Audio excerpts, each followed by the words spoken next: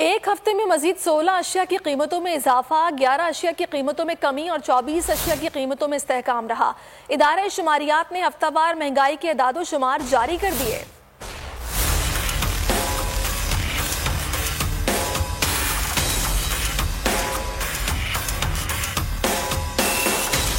माह रमजान में महंगाई की शरह में कमी न आ सकी, हफ्तावार महंगाई के आदादो शुमार जारी। रोजमर्रा इस्तेमाल की 16 अशिया की कीमतों में इजाफा रिकॉर्ड किया गया। एक हफ्ते में महंगाई की मजमूई शरह 18.89% की बुलंद तरीन सतह पर पहुँच गयी,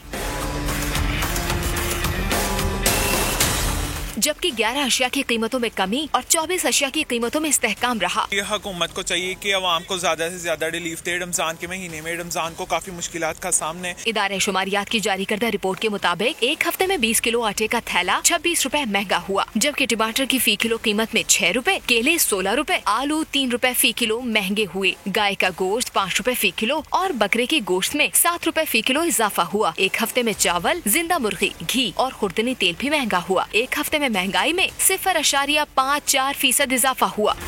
ए नूरे खुदा, नूरे बसीरत की तलब है, रमजान का सदका तेरी रहमत की तलब है।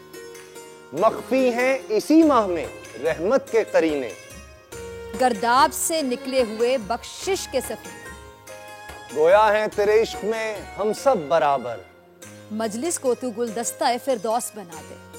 रिंदों को सनाए शहलौलाक पिला दे, तू शम्मे कलम को यदे बैज़ाई अता कर।